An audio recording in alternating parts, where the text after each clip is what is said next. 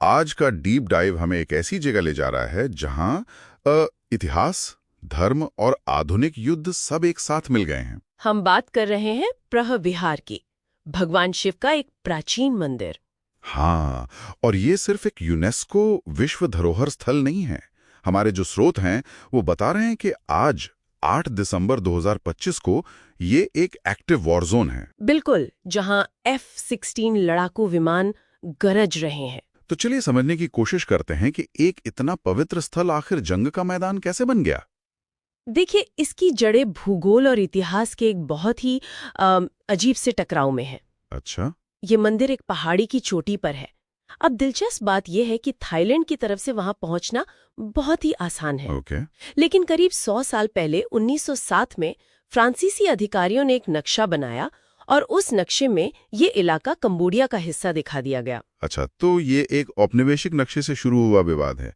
तो जब ये मामला अदालत में गया होगा तो क्या हुआ?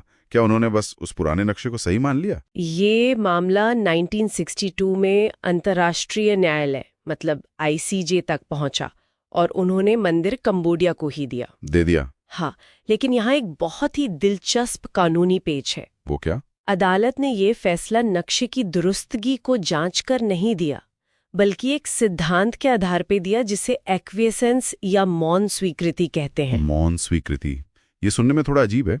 इसका मतलब क्या हुआ कि अगर आप चुप रहते हैं तो आप मान लेते हैं? बिल्कुल, यही मतलब है। अदालत ने कहा कि थाईलैंड ने 50 साल से ज्यादा सालों तक उस नक्शे पर कभी कोई आधिकारिक आपत्ति नहीं जताई। 50 साल तक? हाँ, इसलिए कानूनी तौर पर यह मान लिया गया कि उन्होंने उस सीमा को स्वीकार कर लिया है।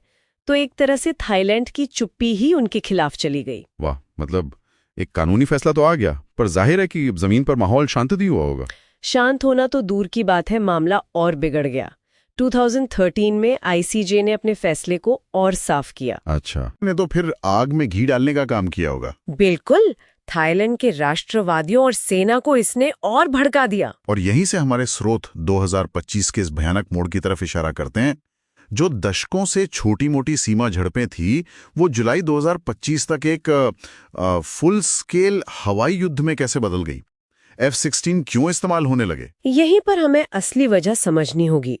2013 के फैसले ने जमीन पर कंबोडिया की स्थिति बहुत मजबूत कर दी थी। मतलब ग्राउंड पे वो हावी हो रहे थे। हाँ, तो थाई सेना को लगा कि वो जमीनी लड़ाई में पिछड़ रहे हैं और सूत्रों के मुताबिक थाई रणनीतिकारों ने हवाई ताकत का इस्तेमाल करने का फैसला किया ताकि वो इस नुकसान की भरपाई कर सके। तो F-16 का इस्तेमाल एक तरह का पॉलिटिकल मैसेज था। बिल्कुल, ये सिर्फ एक सैन्य हमला नहीं था, ये एक राजनीतिक संदेश था कि भले ही जमीन पर आपकी पकड़ मजबूत हो, हम आसमान से कहीं भी हमला कर सकते हैं। एक ऐसा संदेश जिसकी कीमत आम लोगों को चुकानी पड़ रही है। आज की तारीख तक जमीनी हकीकत क्या है? बहुत भयानक है।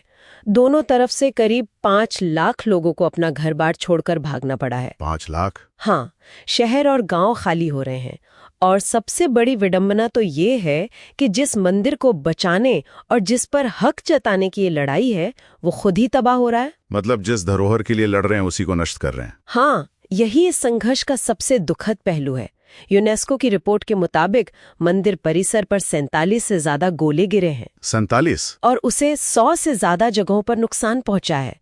असल में ये मंदिर अब दोनों देशों की घरेलू राजनीति का एक मोहरा बन गया है। मतलब पॉलिटिक्स के लिए इस्तेमाल हो रहा है। हाँ, थाईलैंड में येलो शर्ट्स जैसे राष्ट्रवादी समूह और कंबोडिया में हुन राजवंश दोनों ही इस मुद्दे को अपनी राजनीतिक पकड़ बनाए रखने और लोगों में राष्ट्रवाद की भावना भड़काने के लिए इस्तेमाल करते हैं। तो इसका मतलब क्या निकलता है कि अंतर्राष्ट्रीय कानून ने एक साफ फैसला दे तो दिया, लेकिन वो उन गहरी राष्ट्रीय भावनाओं को, उन राजनीतिक महत्वाकांक्षाओं को शांत नहीं कर सका। बिल्कुल, और यहाँ सोचने वाली बात यह है, ये मंदिर भगवान शिव को समर्पित है, जिन्हें विनाशक भी माना जाता है। विनाशक भी और परिवर्तक भी।